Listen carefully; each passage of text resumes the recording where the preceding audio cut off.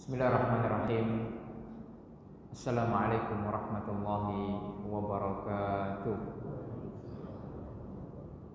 Innal hamdalillah nahmaduhu wa nasta'inuhu wa nastaghfiruh wa na'udzu billahi ta'ala min shururi anfusina wa min sayyiati a'malina.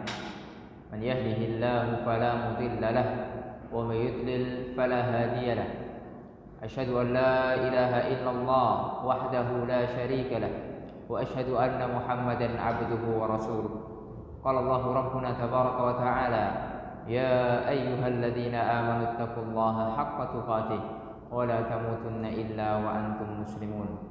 Alhamdulillah, bersyukur kita kepada Allah Rabbuna tabaraka wa ta'ala yang telah memberikan kepada kita kesempatan untuk belajar agama Allah Subhanahu wa ta'ala, menuntut ilmu syar'i, menjalankan kewajiban yang telah diwajibkan oleh Allah Subhanahu wa ta'ala kepada kita, sebagaimana sabda Rasul sallallahu alaihi wasallam, talabul ilmi fariidatun ala kulli muslimin. Menuntut ilmu adalah wajib hukumnya bagi setiap muslim. Ma'asyiral muslimin rahimani wa rahimakumullah.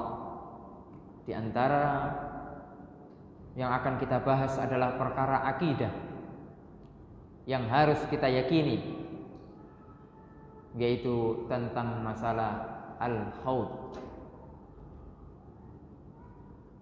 Rasul sallallahu alaihi wasallam pernah bersabda tentang al-haud, dan hadis tentang al-haud ini adalah hadis mutawatir. Siapa yang bisa mendefinisikan hadis mutawatir? Dapat tadi ya? Hadis mutawatir. Bapak? Hadis yang riwayatnya banyak sekali, para sahabat riwayatnya banyak sekali. Terus? Dan dari segi sanadnya sampai kepada Rasulullah SAW. Ya, terus?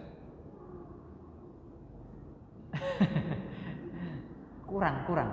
Ada yang bisa nambahi kira-kira? Hadis mutawatir.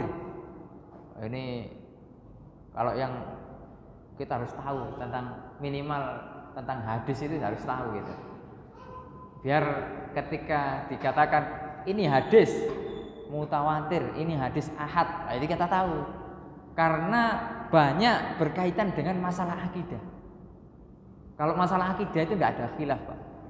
Ya, masalah akidah, terutama masalah akidah yang itu adalah masalah-masalah yang qat'i, itu tidak ada khilaf. Ya, di antara perkara akidah yang qat'i yang tidak ada khilaf dan tidak boleh diingkari adalah masalah al-haud, yaitu telaga Rasul sallallahu alaihi wasallam. Dikatakan di dalam sebuah syair, ya, mimma tawatarat haditsu man kadzab. Hadis-hadis yang mutawatir adalah hadis-hadis diantaranya tentang man kadzab, yaitu hadis apa? Man kadzaba alayya muta'ammidan falyatabawwa maq'adahu minan nar. Hadis mutawatir, ya, sebenarnya jawabannya hampir benar. Ya, insyaallah tetap dapat hadiah. Ya, enggak apa-apa. Hadis mutawatir, hadis yang diriwayatkan, ya, oleh banyak orang, dan mustahil orang-orang yang banyak itu bekerja sama untuk berdusta. Ya.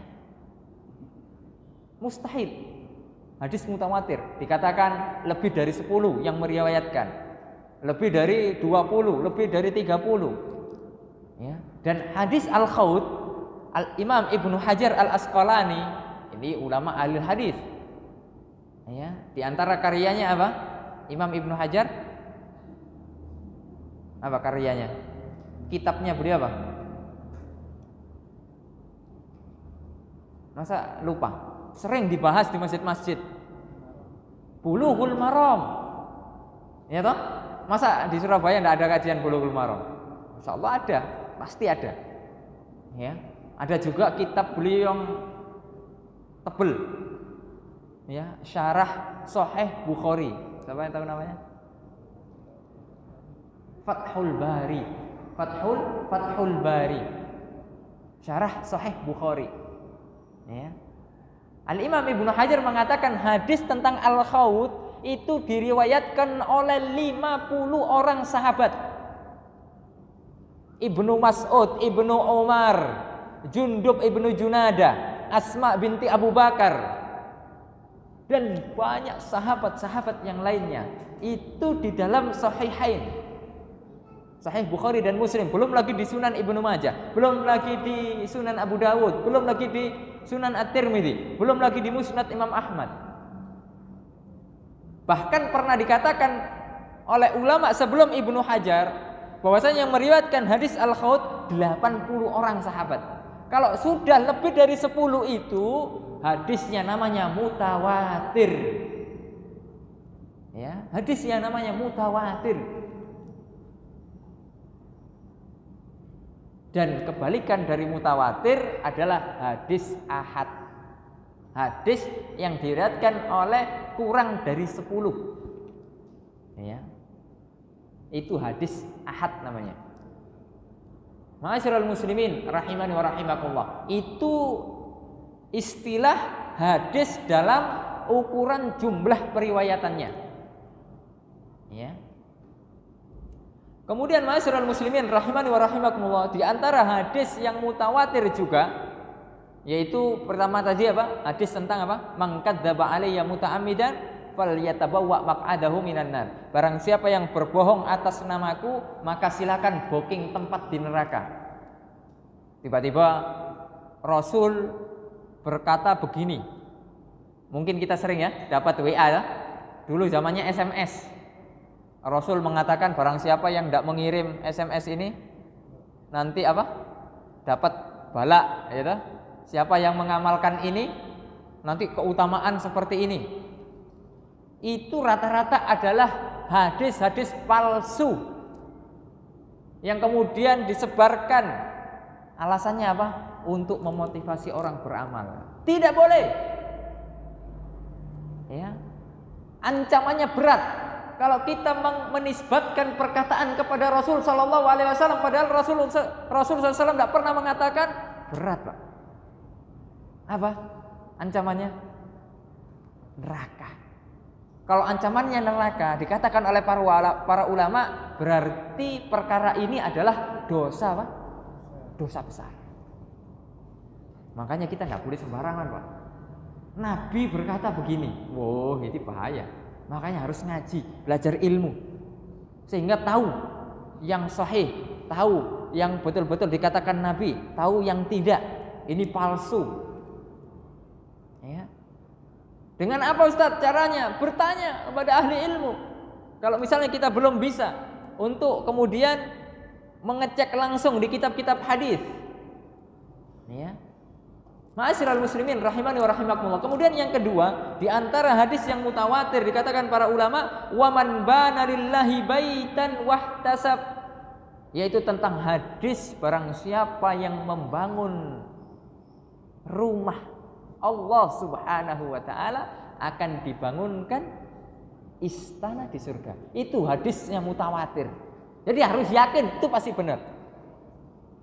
Ya, Ustadz apakah harus bangun penuh satu? Maksudnya masjid kita satu orang? Enggak.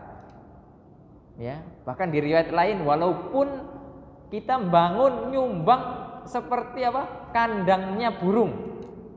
Berarti kita nyumbangnya sedikit misalnya. Kita enggak mampu Ustadz, penghasilannya cuma berapa sih? Ya, kita nyumpahnya mampunya mungkin nyumbang masjid itu per bulan itu ya 100.000. Subhanallah. Itu tetap akan dihitung pahala yang besar oleh Allah Subhanahu wa taala. Itu yang kedua. Kemudian yang berikutnya wa ru'yatun syafa'atun. Hadis tentang ru'yah. Ru'yah apa yang dimaksud ini? Bukan ruqyah ya, ru'yah. Beda antara ruqyah dengan ru'yah. Ru'yah yaitu tentang kita nanti di akhirat akan mendapatkan nikmat terbesar. Apa nikmat terbesar ketika kita di surga Allah Subhanahu wa taala? melihat wajah Allah Subhanahu wa taala. Wujuhu yauma idzin nadhirah ila rabbiha nadhirah. Ketika itu wajah kita berseri-seri, yaitu ketika melihat Allah Subhanahu wa taala. Bayangkan, ya. Subhanallah, itu nikmat yang paling nikmat yang ditunggu-tunggu orang-orang yang beriman. Syafa'atun, itu yang ketiga. Syafa'atun, hadis tentang masalah syafaat. Itu hadisnya mutawatir, riwayatnya mutawatir, pasti benar. Bahwasanya Rasul sallallahu alaihi wasallam akan memberikan syafaat untuk umatnya. Isfa' tu syafa'. Ya, wahai Muhammad, mintalah syafaat, akan diberikan syafaat untukmu. Nabi Muhammad sallallahu alaihi wasallam itu, setiap nabi itu memiliki sesuatu yang diijabah oleh Allah Subhanahu wa taala. Semua para nabi sudah diambil jatahnya. Contohnya Nabi Nuh. Ya, di surat Nuh dikisahkan Nabi Nuh pernah berdoa. Ya. Tentang kaumnya. Ya. Beliau istilahnya berdakwanya sudah lama, tapi kaumnya tidak semakin apa? Banyak, bukan masalah banyak, tidak semakin taat kepada Allah Subhanahu wa taala, malah semakin jauh. Ya.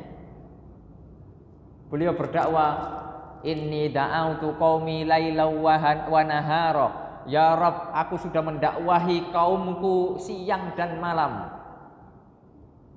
Akan tetapi tidak menambah keimanan, akan tetapi tidak menambah rasa takut mereka kepada Allah, malah nambah jauh. Ketika Nabi Nuh berdakwah, kaumnya itu apa? Nutupi telinganya. Gini. Alhamdulillah sekarang kita berdakwah, orang-orang minimal mendengarkan lah. Walaupun masuk sini keluar sini. Ya, tapi minimal apa? Mendengarkan gitu. Tapi kalau Nabi Nuh memang kaumnya tidak mau sama sekali, ditutup. Ya. Akhirnya beliau berdoa. Ya. Berdoa kepada Allah Subhanahu wa taala, ya sudahlah ya Allah, ya. Ibaratkan turunkanlah ya banjir bandang untuk kaumku ini sudah. Ya. Sudah tidak kuat lagi. Akhirnya ketika itu Nabi Nuh kan buat perahu. Ketika itu kaum Nabi Nuh yang selamat yang ada di atas perahu. Ketika itu semua dunia hancur. Oleh karena dikatakan para ulama, Nabi Nuh adalah kehidupan kedua. Ya.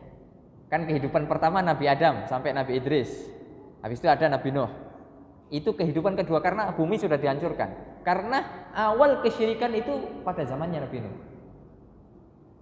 Wadda, Suwa'a, wa Yaghus, ya. Itu orang-orang soleh yang kemudian digambar, dilukis, ditempel, disembah. Itu bahayanya. Ya. Oleh karenanya di dalam Islam dihindari ya menggambar makhluk-makhluk yang bernyawa, ditakutkan untuk itu, apalagi orang-orang alim. Ya, fenomenanya tidak sekarang apa? Harus di setiap rumah apa? Dipajang orang alim. Ya, mereka punya dalil. Ya. Dengan melihat wajahnya alim turun rahmat. Itu dalilnya mereka. Ya. Padahal yang dimaksud adalah ketika masih hidup. Ya, ketika kita melihat seorang alim, ya, akan turun keberkahan di suatu tempat itu. Tapi kalau sudah wafat tidak akan mungkin bisa. Apalagi hanya sekedar foto, lukisan yang sering kemudian ditempel di rumah-rumah. Bahkan Rasulullah SAW mengatakan apa? Ya, la tadkhulul al malaikatu baitan fihi surah wa kalbun. Tidak akan masuk malaikat rahmat yang ada di dalamnya, ya, di rumah itu gambar, yaitu foto-foto dan apa? Anjing. Makanya kalau ada foto-foto di rumah kita, ya sudah diturunkan saja, sudah disimpan saja di lemari, di laci, tidak usah dipajang. Nanti malaikat rahmat tidak masuk. Yang tidak masuk hanya malaikat rahmat. Berarti malaikat yang lain masuk. Jadi jangan kemudian ya udah Ustaz dipajang aja biar saya tidak mati-mati. Ya, karena malaikat kan tidak bisa masuk. Tidak, yang tidak masuk adalah malaikat rahmat. Adapun malaikat pencabut nyawa, ya masuk. Ya tetap masuk, waktunya masuk ya masuk. Jadi jangan kemudian bikin spekulasi begitu ya. Bermain-main ya, tidak. Ma'asyiral muslimin rahimani wa rahimakumullah. Tentang syafaat, bahwasanya Nabi Muhammad SAW akan memberikan syafaat kepada umatnya. Ya, jadi Nabi Nuh salah satu contohnya sudah diminta ya di dunia dikabulkan oleh Allah. Akan tetapi Rasul SAW tidak. Rasul menyimpan dakwah mustajabnya digunakan untuk apa? Untuk umatnya. Bayangkan itu. Sayangnya Rasul SAW kepada kita. Ya. Ikhtaba'tu da'wati li ummati. Aku menyimpan doa ijabahku untuk umatku. Padahal Rasul SAW tidak pernah melihat kita. Akan tapi yang dipikirkan itu selalu kita. Ya, yang dipikirkan itu selalu kita. Itulah Rasulullah SAW. Oleh karenanya betapa ruginya Pak, kalau kita tidak mencintai beliau, tidak mengikuti sunnah beliau, sedangkan beliau mati-matian membela agama Allah Subhanahu wa taala, mencintai kita umatnya, tapi kita umatnya tidak pernah berterima kasih dengan mengikuti sunnah beliau. Ini adalah kerugian. Ini adalah sebuah hal yang harus kita introspeksi diri. Sudahkah kita berada di sunnah Rasul SAW? Kemudian wal haud. Ya, tadi yang pertama tentang dusta terhadap Rasul SAW, yang kedua tentang membangun masjid, yang ketiga tentang ru'yah, yang keempat tentang syafaat, yang kelima tentang al-haud. Ini yang menjadi pembahasan kita, yaitu telaga Rasulullah Sallallahu Alaihi Wasallam. Kutunggu engkau di telagaku. Rasulullah SAW pernah mengatakan, Ana faradtukum 'alal haud. Wahai umatku, aku menunggu kalian di telagaku. Rasulullah SAW menunggu kita di telaganya. Kapan waktunya itu terjadi? Kapan waktunya terjadi Rasulullah SAW menunggu kita di Al-Haud? Siapa yang bisa jawab? Angkat tangan. Silakan. Setelah adanya hisab, kurang tepat.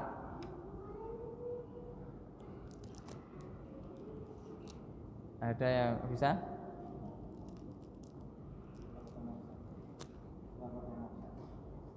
Padang mahsyar, ya bisa. Ya, Rasulullah SAW menunggu kita ketika hari kebangkitan. Ya, kapan hari kebangkitan itu terjadi? Ya ketika sudah kiamat. Ya, ketika sudah kiamat akan ada hari kebangkitan. Yuhsyarun nas yaumal qiyamah, akan dibangkitkan manusia pada hari kiamat. Ya hurlan, ya huzlan buhma, tidak bawa apa-apa, tidak berkhitan, tidak bersunat, ya tidak pakai sendal, tidak berpakaian. Kita akan dibangkitkan seperti itu. Ya. Kemudian Rasul SAW mengatakan matahari mendekat dengan jarak 1 mil dan orang akan merasakan kepanasan. Sekarang kira-kira matahari berapa jaraknya? Siapa yang pinter dulu pas sekolah? Wes pokoknya aduh gitu ya, jauh. Tapi kita merasakan nggak panasnya, Pak? Apalagi di Surabaya, Masya Allah. Ya sepertinya Jawa Timur yang paling panasnya Surabaya. Panas. Sekarang saja ya, kalau misalnya mungkin jam 12 siang, jam 1 itu kan masih panas-panasnya itu. Itu saja sudah panas. Bagaimana jaraknya 1 mil? Ibaratkan sejengkal beginilah. Matahari itu dekat. Orang akan bercucuran keringat sesuai dengan kadar amalannya. Kalau amalannya baik, keringatnya sedikit. Kalau dia banyak amalan keburukan, dia akan tenggelam dengan keringatnya. Otomatis ketika hari itu panas, Apa yang akan kita rasakan? Ya, kita puasa nih pas musim panas. Ya, saya hampir 7 tahun ya mendapati Ramadan di Timur Tengah. Itu selalu musim panas. Itu kalau kita sholat zuhur, ya, itu di sini garing, betul-betul garing. Ya, subhanallah. Bukan hanya cuma panas terik, anginnya panas. Bayangkan. Ya.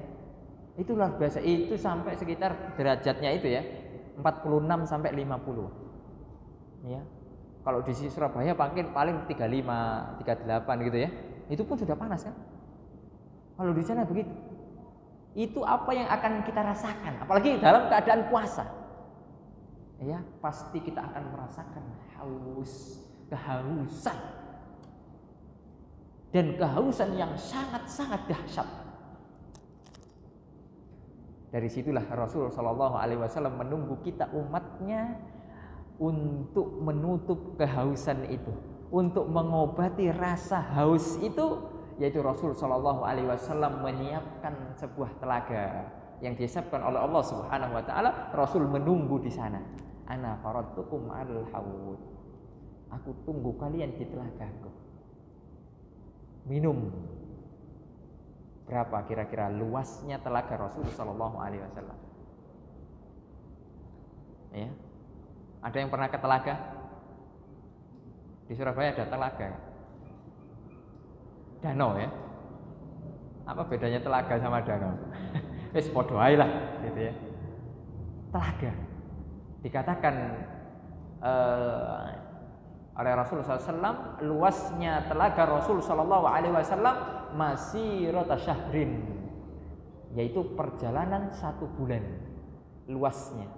Ya, para ulama sepakat bahwasanya bentuk telaganya Rasul Shallallahu Alaihi Wasallam segi 4, luas dan panjangnya perjalanan 1 bulan.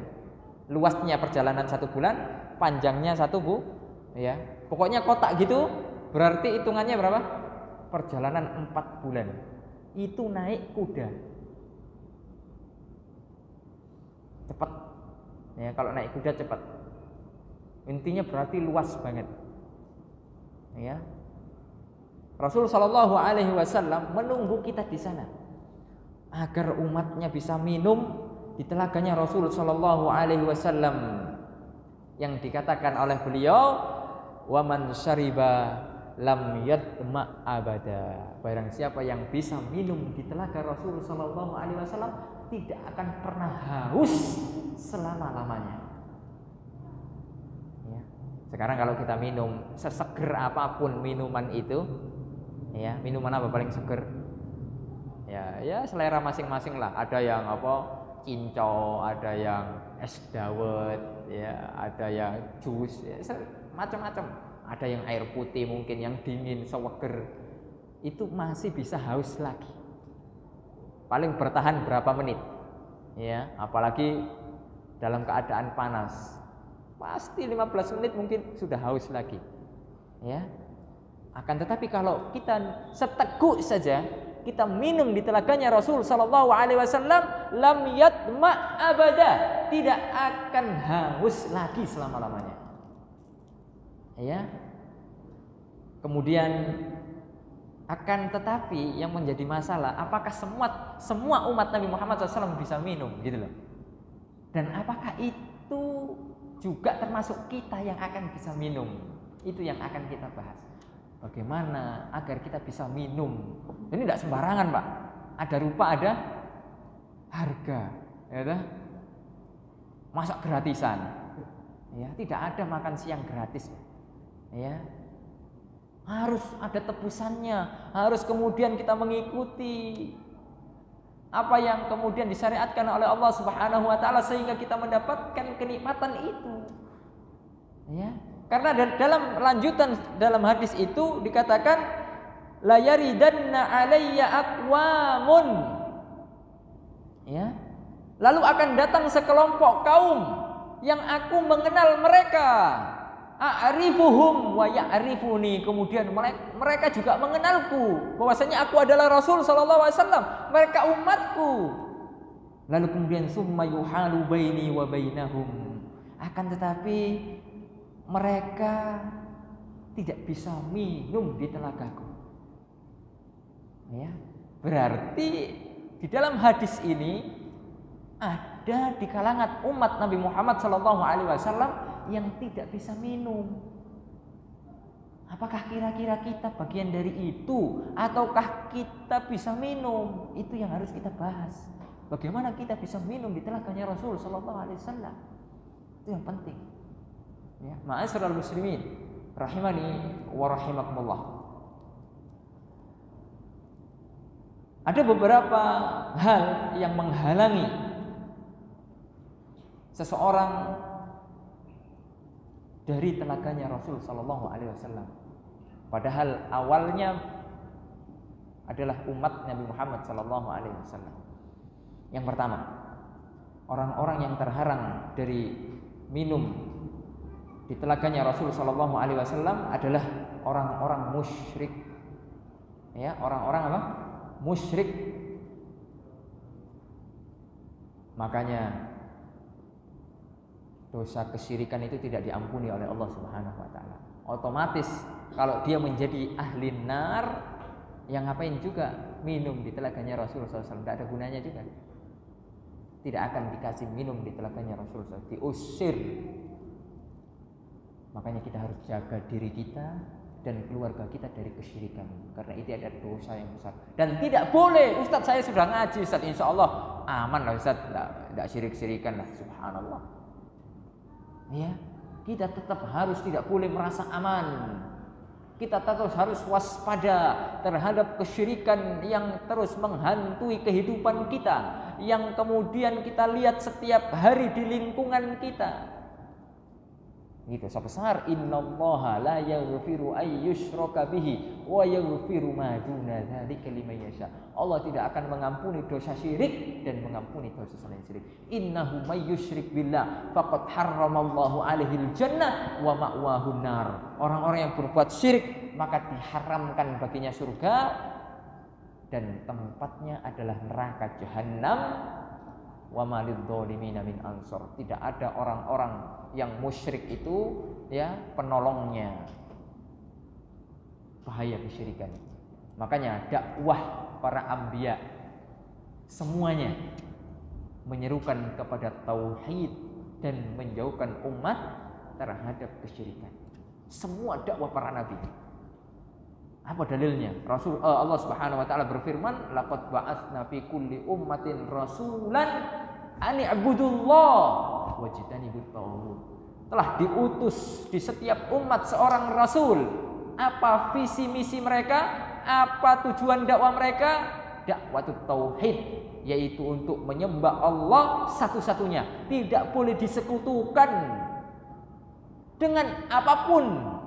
Dengan orang-orang soleh, dengan nabi, dengan malaikat, apalagi dengan kuburan keramat, dengan pohon, dengan yang lainnya. Tidak boleh. Dan sekarang banyak kesyirikan-kesyirikan dibungkus dengan kata-kata yang bagus. Mau kemana? Ziarah. Mau kemana? Ziarah. Ya. Kuburan wali fulan.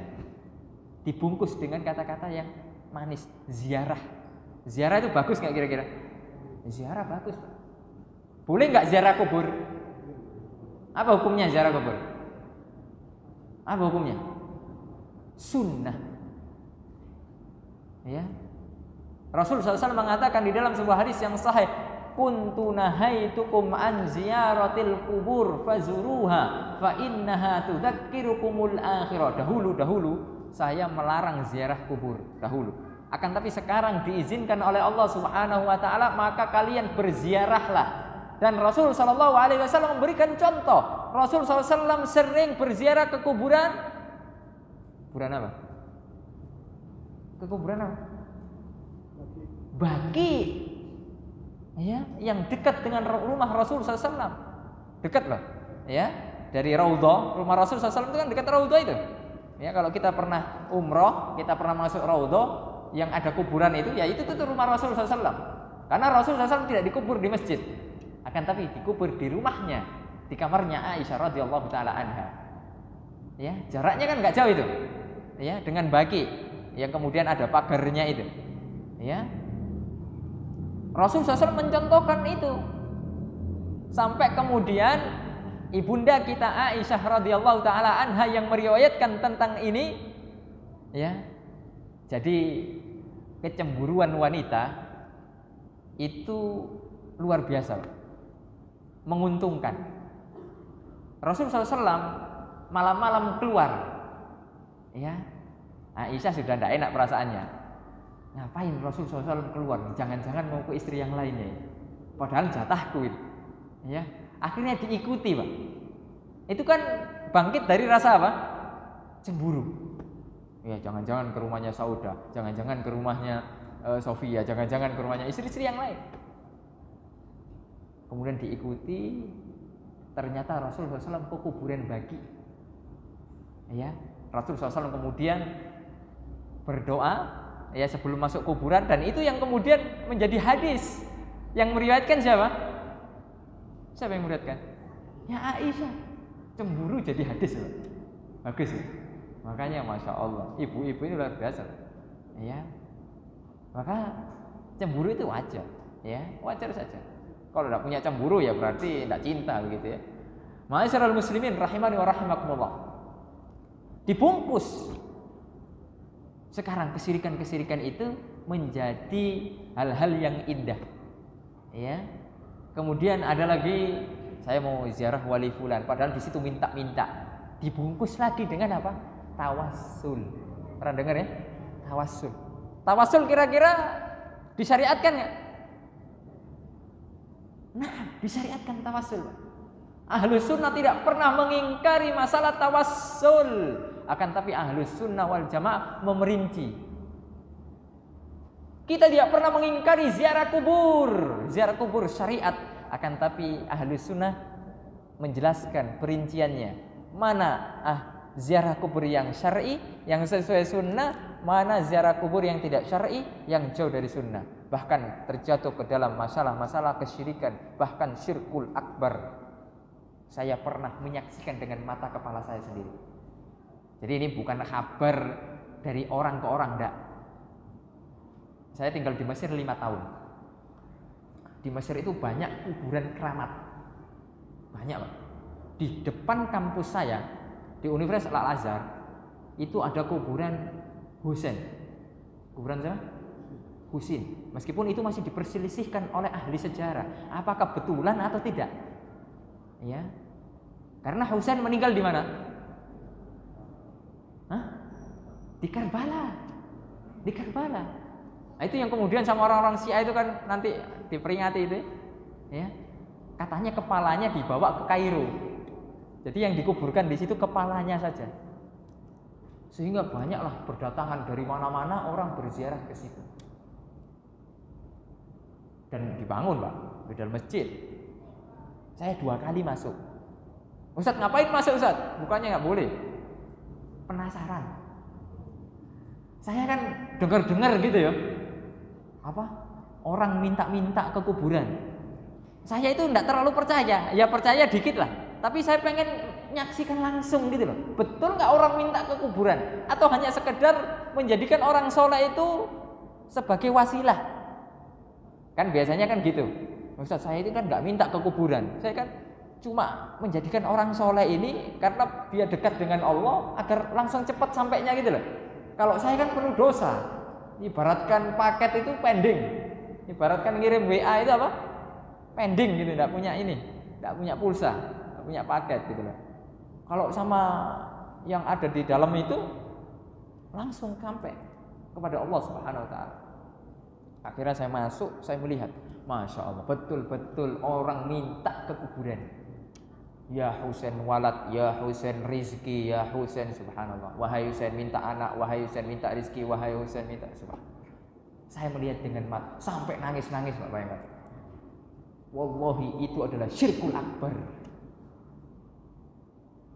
Ya, Awalnya mungkin tawassul, awalnya menjadikan cucu Rasulullah SAW, kalaupun itu ada, ya Husain mulia, Husain berlepas diri dari itu semua perilaku kesyirikan.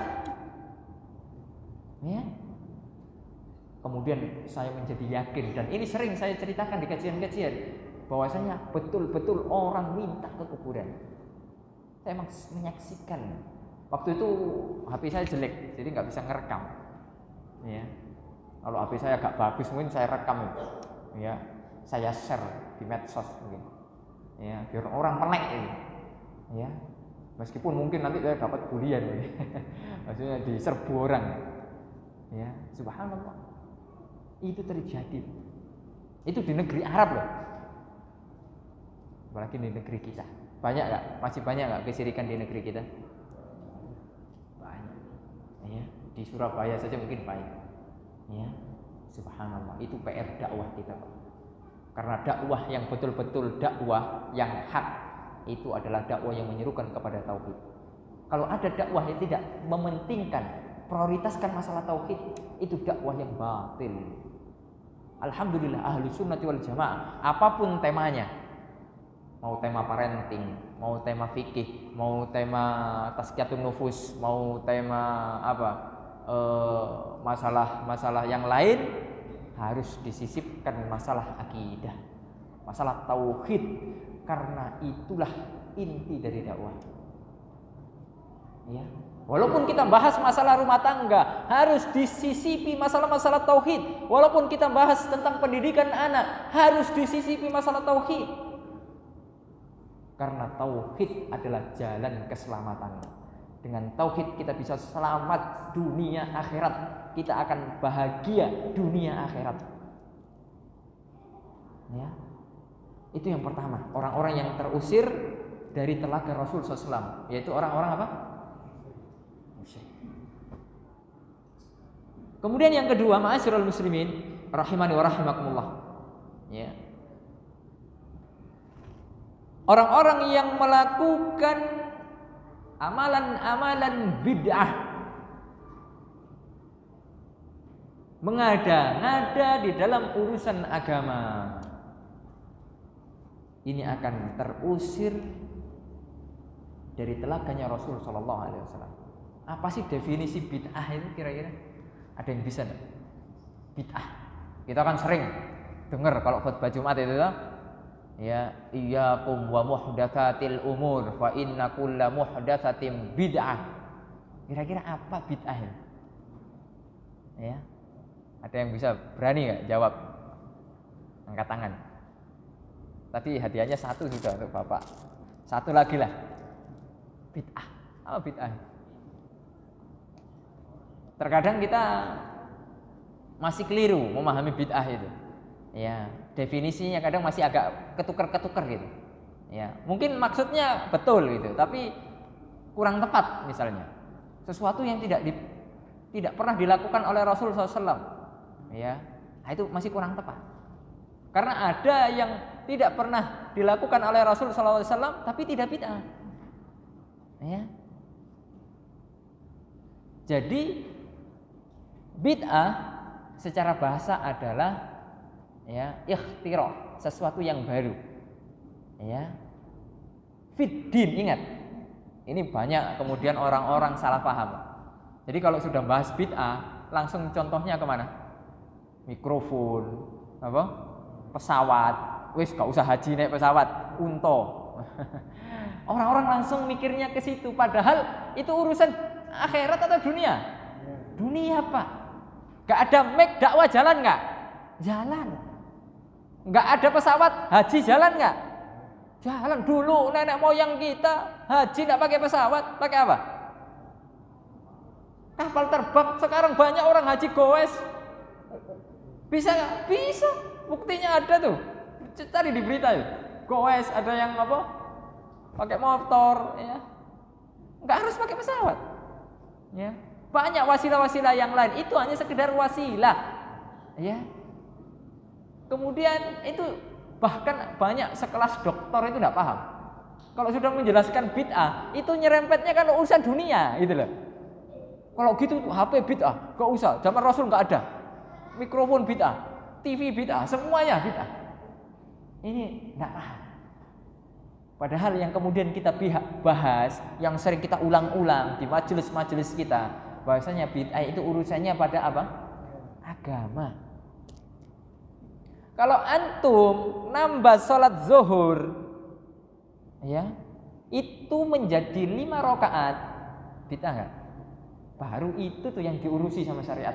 Itu yang diurusi oleh Rasul SAW. Kalau antum merubah hewan kurban yang harusnya sapi, kambing atau onta, antum rubah jadi rusa, bid'ah enggak? Bid'ah enggak kira-kira? Boleh enggak kurban rusa? Ustaz, lebih bagus Ustaz. Oh ya? Apa? Lebih enak dagingnya. Ya. Bid'ah. Karena bid'ah terkait dengan 6 hal. Jenisnya. Ya, jenisnya seperti tadi. Syariat telah menjelaskan bahwasanya kurban harus pakai hewan tertentu, jenis tertentu. Ya, 3. Bahimatul an'am itu hanya 3. Tidak ada yang keempat, tidak ada yang kelima. Kalau ada pendapat yang keempat, kelima, berarti pendapat itu sudah salah. Syad, tidak diterima. Karena memang ada sebagian ulama yang mengatakan boleh ya berkorban dengan kuda. Ya, walaupun kuda lebih mahal. Ya, harga kuda lebih mahal. Itu jenisnya. Tidak boleh. Ya, kalau sudah kurban 3 itu saja. Sapi dan yang sejenisnya. Apa contohnya? Kerbau. Kambing atau ya kambing dengan yang sejenisnya. Apa kira-kira? Wis domba, kacangan, wis banyak jenisnya. Onta, ya, dan yang sejenisnya. Apa sejenis onta? Ya onta.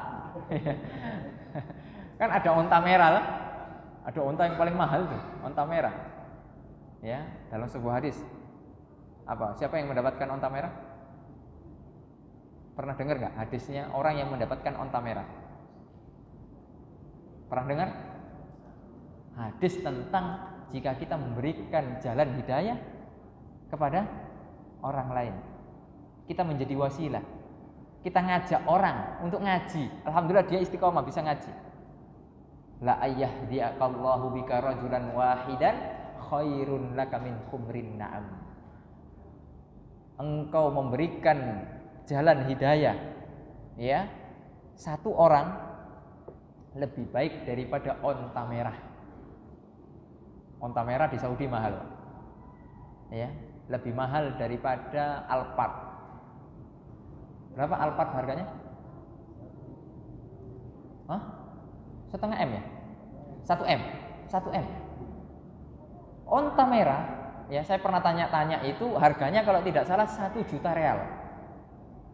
1 juta real itu kalau dirupiahkan 4 miliar. Berarti dapat Alphard 4 Pak.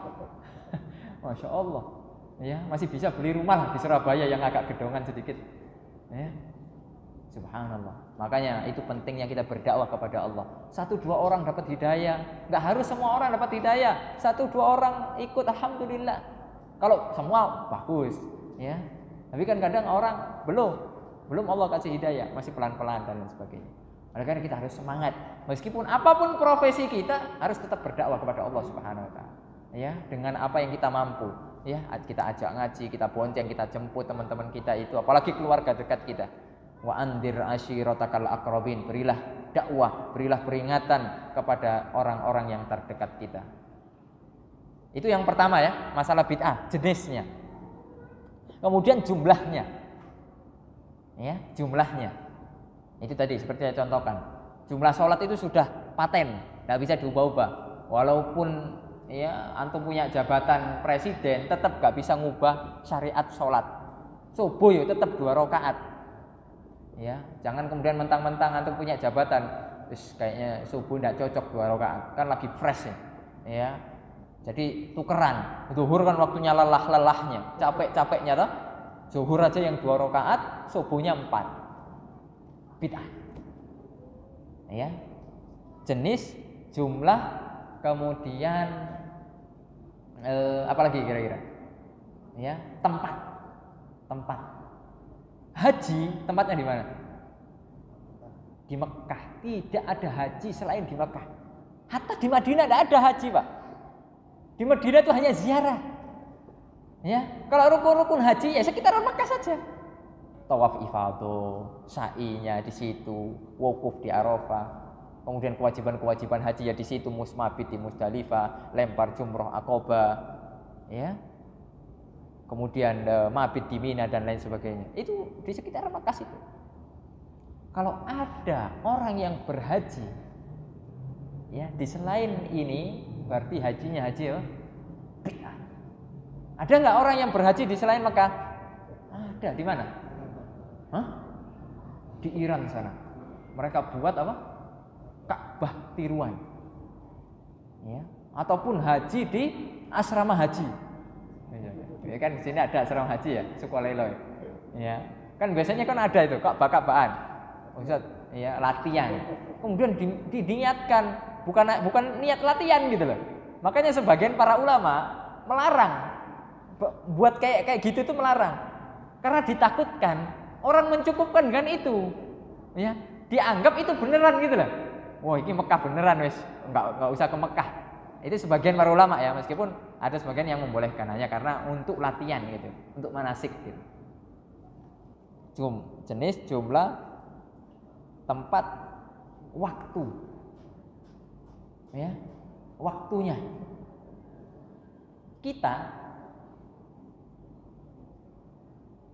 apa namanya? Ya, waktu-waktu sholat itu tidak bisa kemudian diganti-ganti. Waktu sholat zuhur diganti isya gitu. Ya, sudah ditentukan oleh syariat. Waktunya haji itu sudah ditentukan. Bulan apa haji? Hah? Dzulhijjah. Kurang tepat. Ya. Al-hajju ashhurum ma'lumat. Haji itu di bulan-bulan tertentu. Bukan al-hajju syahrun ma'lumat. Jadi haji itu bulan-bulan tertentu. Lihat. Jamak ashhur itu jamak dari syahrun. Berarti bukan hanya 1 bulan. Ada 3 bulan. Bulan-bulan haji ada 3 bulan. Mulai dari Syawal, Dzulqa'dah, puncaknya Dzulhijjah. Ya. Ingat itu. Ya. Jadi boleh nggak Ustaz? Saya berangkat haji Syawal. Boleh. Antum haji tamattu. Habis itu selesai, tinggal nunggu sampai tanggal 8 Dzulhijjah untuk tarwiyah, kemudian wukuf. Nunggunya lama 2 bulan. Ya nggak apa-apa. Ya. Kalau antum banyak duit sudah wis enggak mikirkan apa? Utang. Sudah enggak mikirkan apa? Ya yang lain-lain lah. Hidupnya sudah nyantai gitu. Sehingga wis menghabiskan waktu di sana. Alhamdulillah. Ketika haji di luar waktu-waktu itu, hajinya menjadi bid'ah. Ustaz, saya haji Muharram saja. Tidak boleh. Ya, haji bulan Mulud, ada enggak bulan Mulud? Ya, bulan Rabiul Awal misalnya, bulan Rajab. Dan tidak boleh. Ustaz, saya haji bulan Ramadan. Ya, boleh enggak haji bulan Ramadan? Tidak boleh. Yang boleh apa? Umrah. Ya, sudah berapa tadi? Jumlah, jenis, tempat, waktu. Apalagi kira-kira? Ya. Apalagi kira-kira? Kaifiyah, tata cara. Ya. Salat itu dari zamannya Nabi, itu kaifiyatnya ya ngono iku. Dimulai dengan takbir, ditutup dengan salam. Kalau ada aliran baru, bikin sholat baru, dimulai dengan salam, diakhiri dengan takbir, kira-kira sholatnya sholat apa itu? Sholat bid'ah. Ya, itu tuh. Kaifiyah, tata caranya. Haji itu sudah ada kaifiyahnya. Ya, puasa sudah ada kaifiyahnya. Dimulai dari apa? Terbit fajar, menahan puasa sampai maghrib terbenamnya matahari. Kalau ada orang puasa setengah hari. Tahu setengah hari? Setengah hari. Ya. Puasa beduk, puasa duhur. Ada pernah dengar nggak? Ustaz, saya puasa duhur saja nggak kuat, Ustaz, puasa seharian. Nggak ada. Dari zaman dulu sampai zaman sekarang nggak ada Pak puasa duhur. Ustaz, untuk latihan anak saya itu mungkin. Tapi kan harus dijelaskan, nggak ada nak. Ya, nggak ada. Ya sudah, kalau masih belum waktunya ya sudah. Ya, jangan bikin syariat-syariat baru, ini bahaya Pak. Nanti tertanam di benak anak kita ada puasa duhur gitu loh. Ada puasa asar, itu kita takutkan begitu. Ya. Kaifiyah, tata cara. Ya, sedangkan kita diperintahkan shollu kama ra'aitumuni usolli, ya. Khudhu anni manasikakum. Salatlah seperti aku salat. Ambillah manasik seperti aku ambil manasik. Itu artinya apa? Apapun yang kita lakukan di dalam ibadah itu harus ittiba. Kalau kita tidak ittiba, jatuh ke dalam perkara bid'ah. Ya. Dulu zaman Rasul ada kematian nggak kira-kira? Ada orang mati nggak? Ada orang mati? Ada Pak. Ya. Dijelaskan nggak tata cara ngurus orang mati sampai selesai? Ada nggak hadis-hadisnya? Lengkap, komplit. Makanya di dalam kitab-kitab fikih ada kitab apa namanya? Kitabul Janaiz. Ya, Kitabul Janaiz. Bab yang berkaitan dengan jenazah. Itu dijelaskan Pak, mulai dari memejamkan mata atau sebelum itu apa? Talqin. Dijelaskan loh. Lakinu mautakum la ilaha illallah. Lakinkan orang-orang yang hendak meninggal yaitu dalam keadaan sakaratul maut dengan kalimat tauhid la ilaha illallah. Kemudian setelah beliau memang wafat disunahkan untuk memejamkan apa? Matanya. Karena kadang orang mati kan, ya, di dalam sebuah riwayat itu matanya mengikuti pergerakan malaikat. Sehingga ketika kita melihat orang mati itu pasti terbelalak ke atas Pak. Begini. Karena dia mengikuti. Karena ruh kita diambilnya dari bawah. Kudu dicabut begini Pak, dari atas enggak. Diambil dari bawah. Seret. Jadi mengikuti dia pergerakan malaikat. Seret begitu. Itu saja dijelaskan loh. Hanya sekedar apa? Menutup mata. Ya, kemudian masalah kafannya, masalah kemudian memandikannya, jelaskan semua. Masalah kemudian menguburkannya, itu dijelaskan di dalam syariat kita. Ya, sudah jelas. Kemudian masalah tahlilannya dijelaskan nggak? Pernah dengar nggak? Dijelaskan masalah tahlilannya. Ya sekian, bacanya Yasin, ya kan? Dijelaskan nggak dalam syariat? Nggak ada. Berarti itu apa? Ya, dijelaskan apa? Nyewu, nyatus, ya. Satusan, sewuan, pendak satu, pendak dua. Ustaz kok tahu ya, pengalaman. Ya, begitu. Masa iya zaman Rasulullah SAW tidak ada kematian gitu? Kemudian tidak dijelaskan, tidak mungkin. Khadijah wafat, ya, anak-anak beliau itu wafat semua. Tidak pernah ada riwayat Rasulullah SAW ya ngundang tetangganya ayo tahlilan. Apakah Rasul tidak hafal Yasin? Ketika kita ingatkan saudara-saudara kita yang seperti itu dengan hujah seperti ini, apa jawabannya? Rasulullah SAW ketika itu sibuk Pak, bayang. Sibuk apa? Masa ini syariat? Berarti antum menuduh Rasulullah SAW menyembunyikan. Ini kan bahaya. Bahaya Pak, bisa kafir loh. Menuduh Rasulullah SAW menyembunyikan syariat. Ya, bahaya. Dijelaskan sibuk, Rasulullah SAW melupa katanya. Jadi dalilnya mumet Pak, bingung. Akhirnya ketika sudah kalah, gelut wis dalilut. Kalah dalil loh, gelut. Ya. Dan ini yang terjadi. Saudara-saudara begitu. Ya. Karena memang mentok Pak, tidak ada dalilnya. Sampai yang palsu pun tidak ada. Ya. Tidak ada, Pak.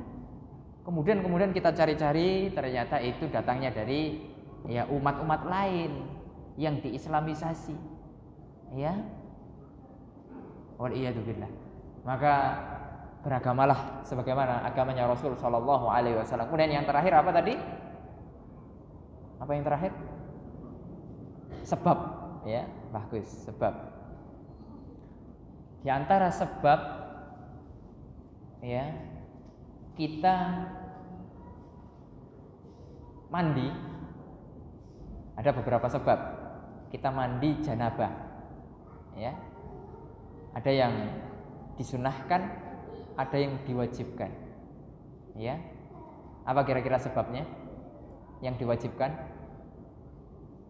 ketika junub, ya. Dengan berhubungan suami istri, dengan mimpi basah kalau baru-baru balik.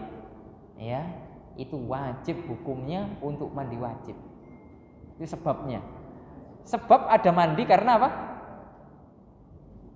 Ya karena dia junub. Ya.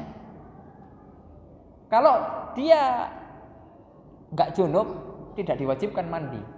Ya. Ada yang sunnah wajibnya apa? Ada yang sunnah sebabnya apa kira-kira? Hari Jumat. Ya, bahkan itu ada sebagian yang mengatakan wajib.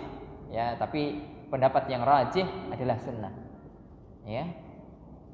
Kalau diwajibkan Pak berat, Pak. Ada orang kantoran nggak sempat adus, ya tiba-tiba Jumatan, ya.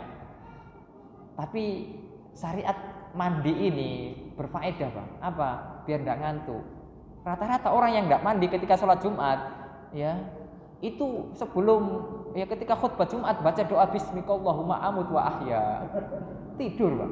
Dan itu nyenyak, ya sampai kemudian ketika dia keluar, iki aliran opo masjid ini, ya. Ya, kok langsung komat. Habis adzan langsung komat. Hei, antum tidur. Antum enggak dengar khutbah, bukan aliran sesat ini. Antum yang sesat. Karena tidur. Banyak yang begitu gitu loh. Makanya diantaranya disunahkan mandi karena apa? Biar seger, fresh. Ya. Ma'asyiral muslimin rahimani wa rahimakumullah. Nah, kemudian kalau ada yang menjadikan sebab-sebab selain yang itu yang disunahkan atau yang diwajibkan, ya banyak kok. Berarti menjadi bid'ah. Ada yang bisa kasih contoh? Mandi besar ketika mau masuk bulan Ramadan. Apa istilahnya apa? Padusan. Di Surabaya ada nggak kayak gitu? Nggak kayaknya. Ya, mandi di Sungai Perak itu. Oh kok Sungai Perak? Siapa? Sungai ada sungai itu gitu ya. Masih ada. Kalau di Sumatera itu namanya Balimau. Mandi apa? Balimau. Itu Masya Allah kalau sudah malam Ramadan, besoknya Ramadan nih, hari ini, itu sudah sungai-sungai itu macet, Pak. Ya. Orang-orang pada mandi. Ya. Kemudian diniatkan ibadah. Kenapa kamu mandi? Biar dosa-dosa saya berguguran sebelum Ramadan. Dalam rangka beribadah kepada Allah. Ini mandi menjadi mandi apa? Bid'ah.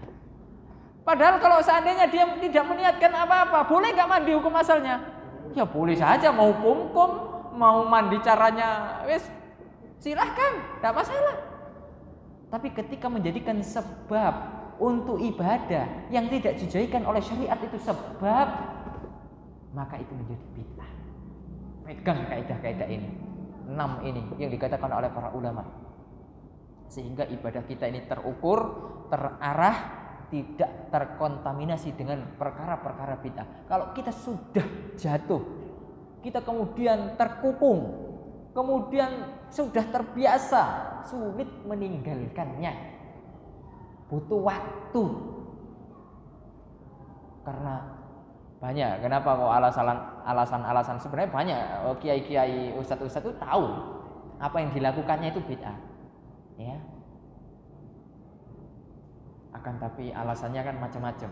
Kalau seandainya ya, itu kita tinggalkan. Tidak ada jamaah yang mau ngaji. Kata siapa? Lah buktinya antum tidak tahlilan ngaji. Ada di sini yang tahlilan. Ya. Banyak saudara-saudara begitu. Kalau kita meninggalkan bid'ah ini, nanti masyarakat kabur, lari. Jadi dakwahnya bukan karena Allah, karena cari jamaah.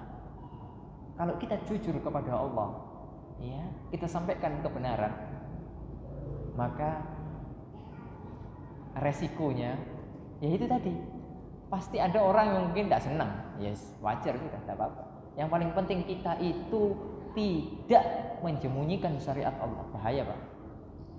Man katama ilman uljima. Barang siapa yang menyembunyikan ilmu padahal dia tahu, tidak disampaikan ilmu dengan yang sebenarnya.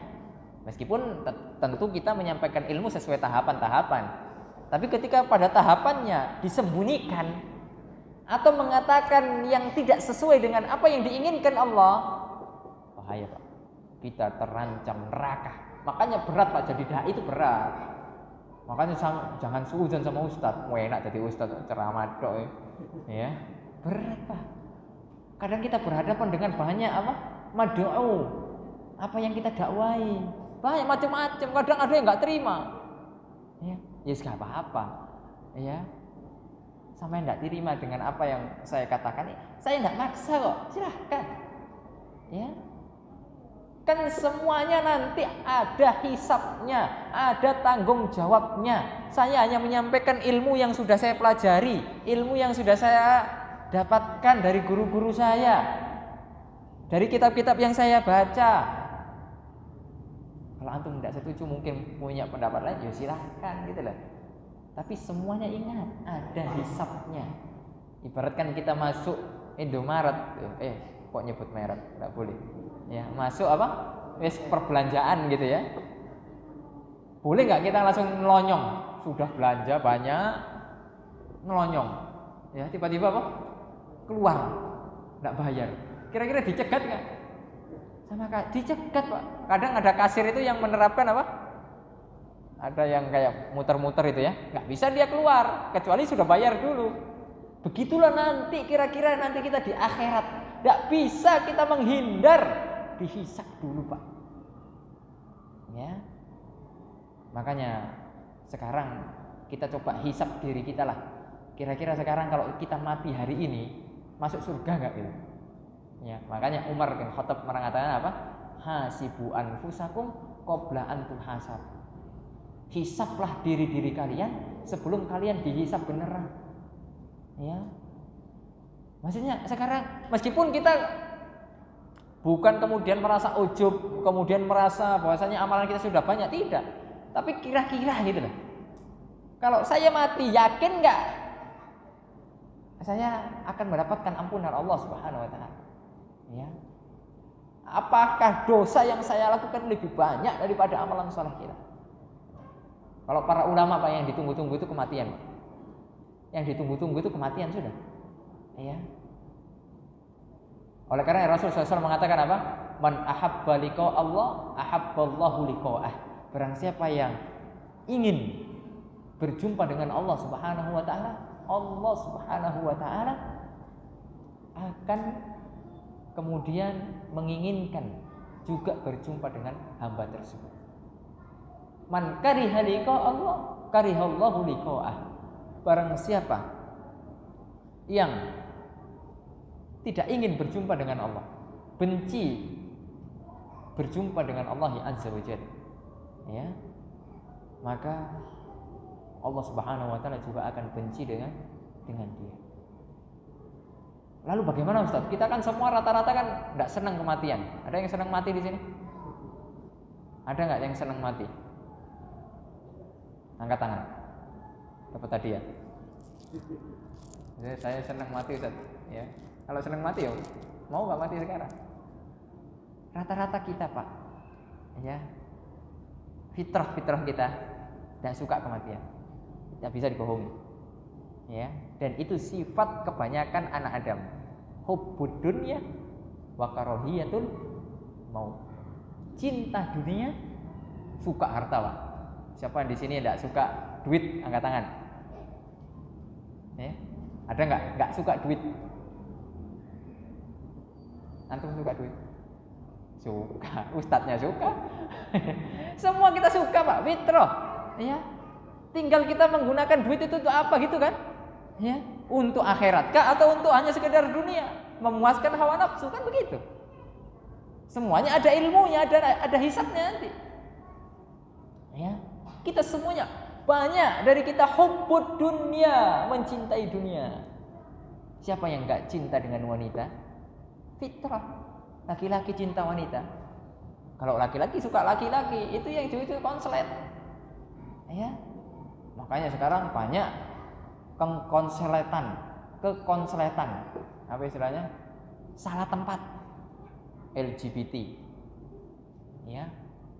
Itu sudah ada semenjak zamannya siapa? Nabi Lut. Itu Allah kisahkan. Maghrib masih jauh enggak? Sebentar lagi.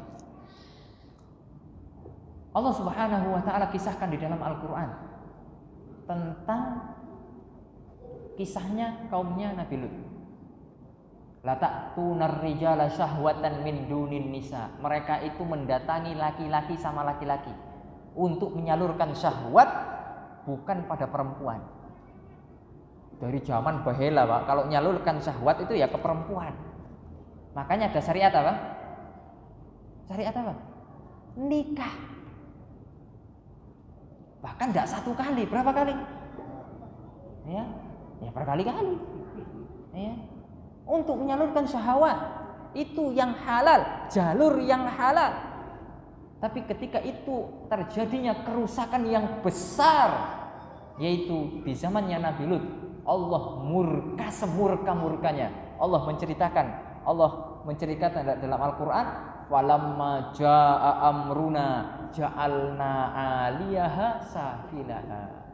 Ketika datang perkara kami, datang kabar tentang kaumnya Nabi Lut, maka kami jadikan, kata Allah, bumi yang bawah di atas, yang di atas di bawah.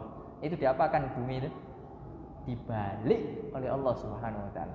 Maka Pak, kalau kita melihat kemungkaran yang mungkar seperti itu, ya, itu sudah lebih mungkar daripada perzinahan. Laki-laki perempuan berzina, mungkar enggak? Mungkar, tapi itu normal. Paham? Karena sesama apa? Menyalurkannya ke wanita. Itu mungkar, dosa besar. Tapi ini kaumnya Nabi Lut homoseks, menyalurkan syahwatnya ke lelaki. Dosa besar dan tidak normal, tidak sesuai dengan fitrah. Bukan hanya sekedar dibalik bumi oleh Allah Subhanahu wa taala, wa amtarna. Ya, kemudian Allah hujankan hijaratan min sijil, batu-batu yang keras. Bayangkan, ya. Wa amtarna alaihim hijaratan min sijil. Ketika bumi itu dibalik, kemudian dihujani oleh Allah Subhanahu wa taala dengan batu-batu yang keras. Itu saking murkanya Allah Subhanahu wa taala. Oleh karenanya ketika ada bibit-bibit yang kita temui, segera kita ingkari. Ya, dengan lisan kita, dengan tangan kita, dengan hati kita. Paling lemah dengan hati kita. Kalau kita punya kekuasaan, kita misalnya Pak RT. Pak RT punya kekuasaan enggak? Punya. Ternyata ada orang di RT kita, di lingkungan kita berbuat seperti itu. Wajib bagi kita untuk diusir orang seperti itu. Ya, diperingatkan, disuruh taubat, kalau tidak mau usir, dijauhkan. Ya, kita punya kekuasaan dengan tangan kita atau dengan lisan kita seperti dai-dai memperingatkan ini di mimbar-mimbar, ya. Kemudian ketika melihat langsung ini tidak boleh, ini hukumnya haram, ini adalah keluar dari fitrah yang sesungguhnya, ya, ini bukan perbuatan manusia, ya. Ma'asyiral muslimin, rahimani wa rahimakumullah. Perbuatan bid'ah, ya, kembali lagi kita masalah perbuatan bid'ah, ya, itu bisa menyebabkan kita tidak bisa minum di telaganya Rasul sallallahu alaihi wasallam. Kira-kira rugi nggak itu? Rugi besar. Ya, makanya jangan sampai itu terjadi pada diri kita sehingga kita harus menjauhi kesyirikan, menjauhi kebid'ahan. Rasul SAW setiap khutbah Jumat, kira-kira sahabat ada nggak yang berbuat bid'ah? Ada nggak kira-kira sahabat yang berbuat bid'ah?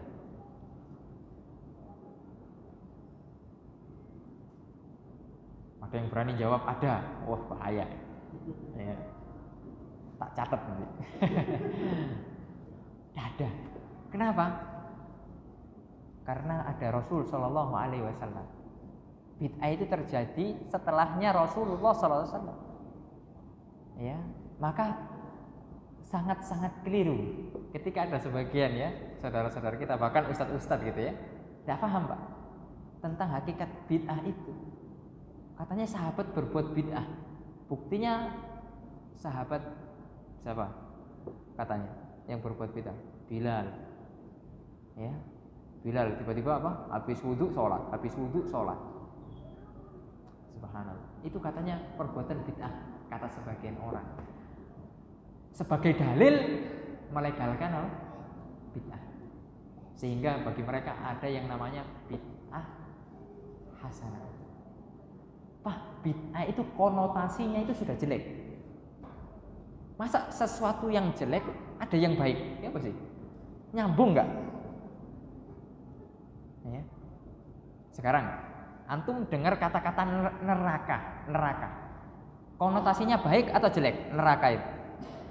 Hah? Konotasinya baik atau jelek? Jelek. Kemudian kalau saya bilang neraka hasanah, neraka yang baik, nyambung nggak? Sesuatu yang jelek tapi baik, ya apa sih? Ini muter-muter gitu. Dan mereka berdalil dengan qaul ulama, Imam Syafi'i dan yang lainnya, yang memang mengatakan itu, dan mereka tidak paham maksudnya Imam Syafi'i itu apa. Padahal yang dimaksudkan Imam Syafi'i sebagai bid'ah hasanah itu adalah sarana-sarana, ya, tidak masuk dalam urusan agama. Dikatakan, dicontohkan apa? Seperti bikin sekolah. Dulu ada nggak zaman Rasulullah SAW sekolah? SD, SMP, ya, pondok pesantren ada nggak? Cikal bakalnya sudah ada, ya. Tapi kan tinggal dikemas, ya. Kemudian dibuat berjenjang, ya. Itu kan wasilah saja. Pada intinya apa? Belajar, Pak. Pernah nggak Rasulullah SAW mengajar sahabatnya? Loh, ya pernah. Ya, di Masjid Nabawi itulah tempat pendidikan sahabat Nabi Muhammad SAW. Ya, disitulah tempat pengajian, disitulah tempat rapat untuk peperangan, disitulah tempat, ya, untuk pusat peradaban. Makanya masjid itu menjadi pusat peradaban, ya. Oleh karenanya, ma'asyiral muslimin rahimani wa rahimakumullah, jangan sampai kita kemudian tertipu, terkecoh dengan itu tadi kata-kata yang seolah-olah indah. Ada kata hasanah. Hasanah itu indah. Ya artinya kan indah hasanah itu. Bagus, baik gitu, ya. Bahkan ada sebagian kita nama anaknya Hasanah, atau nama istri kita Hasanah mungkin. Ya kan? Bagus. Tapi kalau sudah digandengkan dengan sesuatu konotasi yang sudah buruk, maka ini tidak ada, Pak. Yang terjadi adalah kesalahpahaman, tidak paham, sehingga melegalkanlah, ya, sesuatu yang kemudian akan menjadi rusak. Kalau seandainya, Pak, pintu bid'ah ini boleh, seandainya bolehlah bid'ah itu, kira-kira agama rusak nggak, Pak? Rusak. Dan sekarang terjadi. Pernah nggak dengar atau lihat orang zikirnya joget? Pernah nggak? Ya, kalau nggak pernah, buka HP, buka YouTube, zikir joget, zikir teriak-teriak, pernah nggak dengar? Pernah. Zikir sampai gini, sampai gini. Jadi kayak senam poco-poco gitu lah. Ininya kayak gini gitu lah. Ini saya lihat itu. Kalau seandainya pintu ini dibuka, Pak, bahaya, Pak, bahaya. Oleh karena Rasul Shallallahu Alaihi Wasallam setiap khutbah Jumat, padahal ketika itu sahabat tak berbuat bid'ah, Pak, tapi diperingatkan oleh Rasul Shallallahu Alaihi Wasallam saking bahayanya. Rasul tahu kalau umatnya nanti, ya, kalau tidak mengikuti sunnah pasti terjatuh ke dalam bid'ah. Orang kalau tidak mengikuti sunnah dan bid'ah ini merusak. Lihat di sebagian saudara-saudara kita, ketika di situ terjadi banyak bid'ah, kira-kira sunnahnya hilang nggak? Sunnahnya hilang. Contoh, masih contohnya yang tadi lah, kematian. Yang disunnahkan itu apa, Pak? Ketika kita melihat tetangga kita ada kematian, apa yang disunnahkan? Kita yang memberi makan. Siapa yang memberi makan? Kita. Isna'u li ali Ja'far ta'aman, buatkan untuk keluarganya Ja'far makanan. Kata Rasul sallallahu alaihi wasallam. Gimana itu? Nah sekarang realitanya bagaimana? Sudah meninggal, ya, saudara kita, buatkan makanan, sibuk. Bahkan kalau kenapa sih kok harus buatkan makanan? Ya, kalau tidak nanti dirasani tonggo, ya, nanti digunjing sama orang, nggak enak sama tetangga dan lain sebagainya. Alasannya begitu. Ya, sehingga memaksakan diri, ya, sampai pernah terjadi apa? Sampai maling apa? Kabel untuk dijual hanya untuk karena apa? Acara-acara kematian. Padahal Rasulullah SAW mengatakan ad-dinu yusrun, agama ini mudah. Ya, kalau tidak sesuai syariat ngapain dilakukan? Tidak bermanfaat, tidak akan diterima oleh Allah Subhanahu wa taala. Karena itu tidak sesuai dengan ilmu. Ya. Di dalam sebuah nazam, ini nazamnya di dalam mazhab Syafi'i, ya. Yaitu dikatakan wa kullu man bi ghairi ilmin ya'malu a'maluhu mardudatun la tuqbal. Setiap amalan yang tidak dilandasi dengan ilmu, yaitu ittiba, maka amalannya tertolak, tidak akan diterima oleh Allah. Dan ini sesuai dengan hadis, man amila amalan laisa alaihi amruna fahuwa rad. Barang siapa yang beramal dengan suatu amalan yang bukan datang dari kami, maka amalan itu pasti tertolak. Ya. Ini kan rugi. Disebutkan di dalam surat Al-Kahfi ayat akhir-akhir, ya, apa itu ayatnya yang berbunyi orang-orang, ya, orang-orang yang menyangka dia berbuat baik padahal itu tidak baik, yaitu mereka mengamalkan amalan-amalan bid'ah, ya, alladzina dhanna sa'yuhum fil apa itu ayatnya itu, Allah musta'an. Ya. Yang artinya orang-orang yang menyangka beramal dengan amalan yang baik padahal tidak. Ya. Kira-kira orang-orang yang berbuat bid'ah itu ngira amalannya itu buruk atau baik, Pak? Baik. Kenapa kemudian dikatakan oleh para ulama al-bid'ah ahabbu ilal iblis minal maksiyah. Bid'ah lebih dicintai oleh iblis daripada kemaksiatan. Apa alasannya? Karena kalau orang berbuat bid'ah, nyangkanya itu kan baik. Kalau sudah baik ngapain tobat? Ketika disuruh tobat, loh, sama ini ki aneh. Saya ini berbuat baik loh, kok disuruh tobat? Ya, susah untuk tobat. Sedangkan ketika kita melakukan kemaksiatan, taruhlah kita berjudi, kita minum khamar. Kira-kira kita tahu nggak judi khamar itu buruk? Tahu Pak. Kadang orang sering kan kita ingatkan, Mas, wis ojo togel ae. Togel tahu ya? Wis jangan main togel aja. Insaf gitu loh. Ya, ini sudah mau kiamat masih togel aja. Ya. Yes, nantilah insafnya.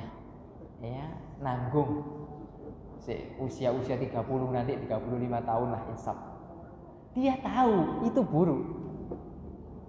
Tahu dia.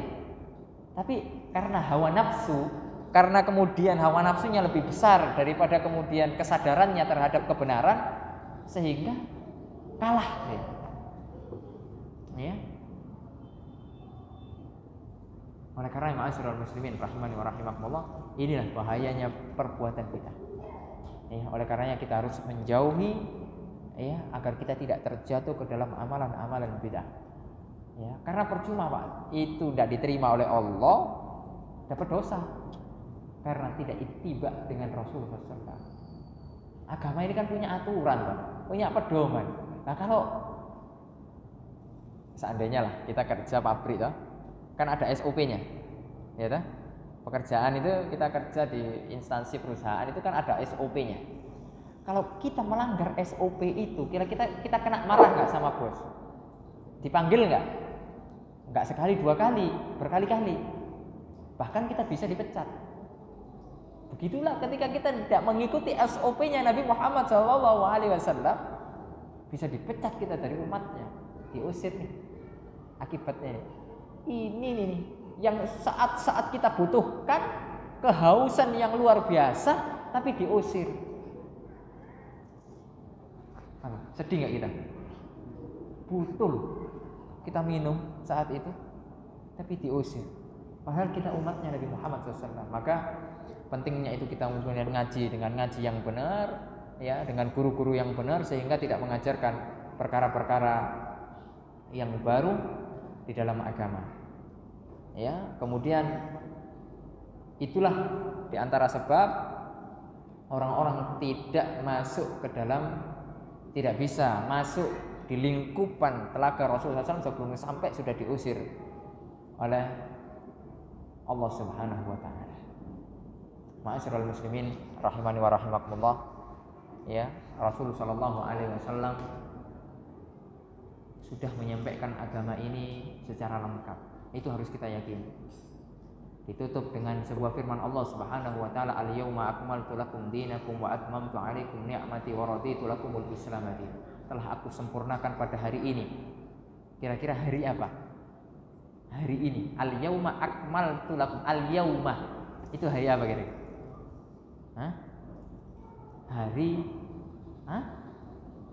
Hari Arafah.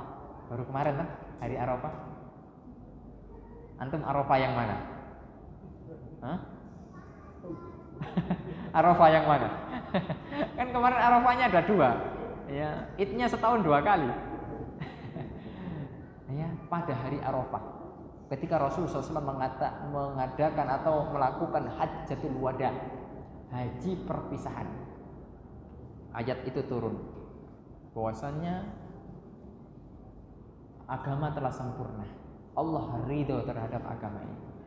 Ketika agama itu sudah sempurna, sesuatu sudah mentok Pak. Kira-kira kalau dikurangi, ditambah, bagus gak kira-kira? Jadinya tidak bagus.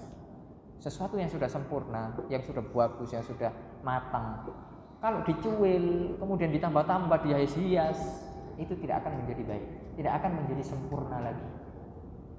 Dan itu terjadi di akhir zaman. Maka marilah kita, ma'asyiral muslimin rahimani wa rahimakumullah, tidak bosan-bosan mengkaji agama Allah Subhanahu wa taala. Tujuannya agar kita semakin takut kepada Allah, agar kita semakin dekat kepada Allah, agar kita tahu mana yang halal, mana yang haram, mana yang ini boleh, mana ini yang kemudian tidak boleh, mana ini yang sunnah, mana ini yang bid'ah, mana ini yang tauhid, mana ini yang syirik. Ya, sehingga pada diri kita itu ada yang namanya filter. Kan aliran informasi sekarang itu cepat atau enggak Pak? Cepat. Sekarang ada berita, ya, misalnya Ustadz Fulan wafat, ya, yang kita kenal misalnya ada yang wafat, itu dalam satu jam itu kabarnya bisa sampai kemana? Sampai kemana? Kemana-mana, seluruh dunia bisa.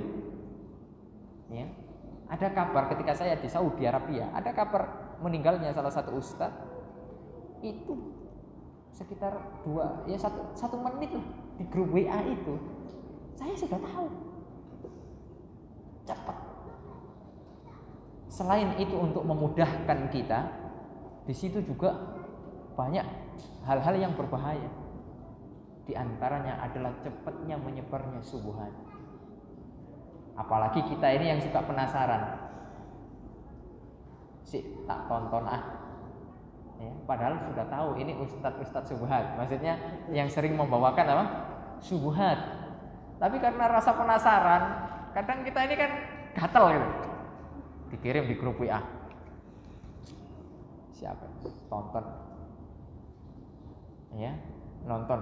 Kita sudah tahu, oh ini bukan ustadz ahli sunnah, ya, kok nyaman gitu, kok koyok bener ya, wah itu sudah masuk syubhat itu, ya, sudah masuk, jangan coba-coba. Ya, oleh karenanya Imam Ahmad, tahu Imam Ahmad? Siapa yang nggak tahu Imam Ahmad? Imam Ahmad itu hafal 1 juta hadis. Ada nggak di sini hafal 1 juta hadis? Si Ijazat muter-muter hadis niat itu loh, muter-muter. Ada nggak yang hafal hadis niat dari ujung ke ujung? Muter-muter Ustaz. Innamal a'malu binniyat. Niatnya apa lagi ya? Muter-muter. Apalagi hadis Jibril yang panjang tuh tentang rukun iman, rukun Islam tuh panjang. Itu aja susah, tapi ngapalnya 2 bulan. Setelah setor lupa lagi. Imam Ahmad hafal 1 juta hadis. Ketika melewati majelisnya ahlul bid'ah, ditutup telinganya. Nah, sekarang kita, masya Allah, dengerin dengan nyaman, ya, mantuk-mantuk, hadis nggak hafal, ya, ngaji jarang-jarang, nggak pernah nyatet, ya, dengerin yang syubhat.